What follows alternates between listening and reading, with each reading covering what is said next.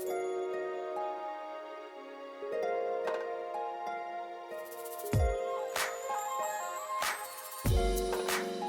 day and God bless. Welcome to the November installment of Breadcrumbs. If you are joining with us for the first time, I'd like to say welcome. If you are joining with us again, I'd like to say welcome back, and to remember to like, and share. My brothers and my sisters, one of the most powerful yet underestimated tools that help fortify, equip the believer is this thing known as perspective.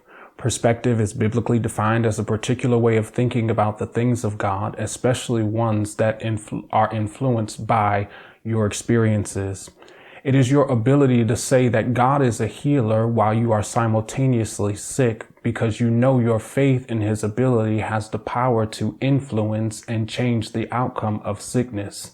All because you've experienced healing before, you now see sickness as a place and/or an opportunity of triumph, because if he healed you once, he can and will heal you again.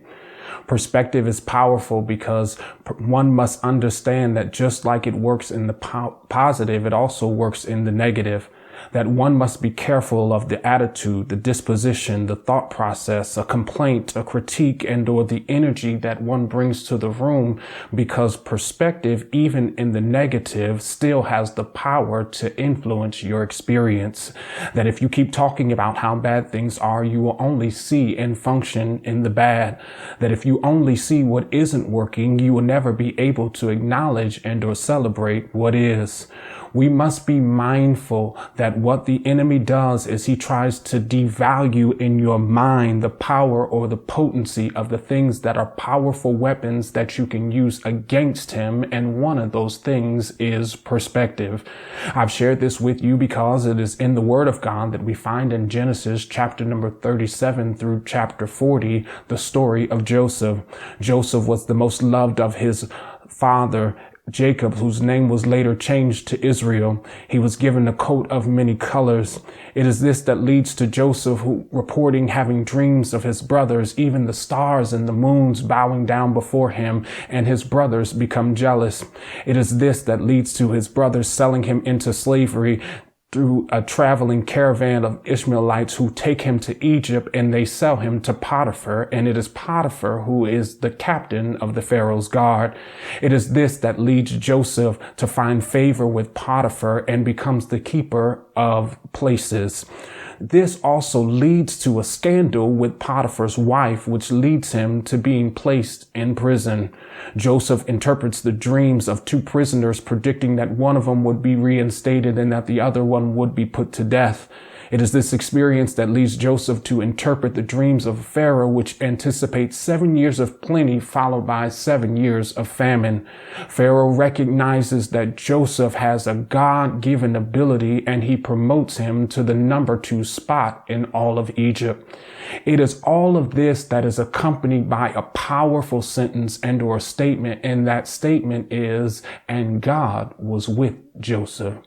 Though we find encouragement in those words, it brings me to a place of pause, because one would argue, if God was with him, how could he allow him to go through a family trial, a betrayal and a lie, a misunderstanding and a miscommunication, highs and lows, situation after situation, problem after problem, promotion and punishment, all because of a dream, and simply just say, "And God was with him"?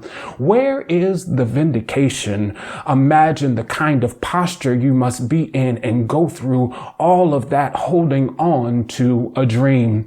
There is a man by the name of Adam Grant. He's an American psychologist and the author who teaches organizational psychology, where he researches the highs and the lows and the whys and the ins and outs of a thing known as originality. He comes across a term that we use often, and that term is known as deja vu. Deja vu occurs when we encounter something new, but it feels as if we've seen it before. But he also comes across something known as the vujade. It is the vujade, which is simply deja vu backwards, but vujade in the reverse is when we face something familiar, but we see it with a fresh perspective that enables us to gain new insight insight into old problems. I would suggest to you that the strength of Joseph's experience is not just in the fact that the Lord was with him, but in the fact that God was with him in between each and everything that he went through, that he had the opportunity and the ability to see things differently. God is not just the God of the beginning. He is not just the God of the end, but God is the God of the middle. God is not just the first and the last, not just the beginning and the end, but he is the God of the in-between. Well, what are you saying to us? What I'm saying to you is that one of the things we must be mindful to do is to continue to check our perspectives. Don't let the enemy have you feeling like just because things are one way that they will always be like this.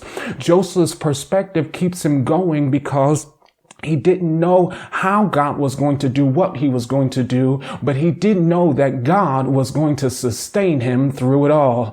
And God will sustain and keep you all the way through. God is a God who will keep his promise. And because he will keep his promise, you got to learn how to change your perspective. It will not always be like this. Consider yourself kept in the mighty hands of God, because sometimes we get focused on the destination that we forget to thank God for the journey. Joseph understood that he could have died in slavery, but God didn't let it be so. He could have been killed by the hand of Potiphar, but nope, God didn't let it be so. He could have been stuck in jail for the rest of his days, but God didn't let it be so, because through it all, God sustained him, and he will sustain you. He will keep you, he will preserve you, and he will keep your life. David says it like this, and that is, I have never seen the righteous forsaken, nor a seed begging for bread. Know that God is going to sustain you through it all. And it may look like this today, but tomorrow is coming. God still has time to turn it. God still has time to work things out. God still has time to get you what you promised. But in the meantime, trust him. In the meantime, give him glory for where you are. In the meantime, give him praise for keeping and sustaining you. And remember, you have as much time as God has given you to accomplish this. Maximize your existence, and I'll see you in December.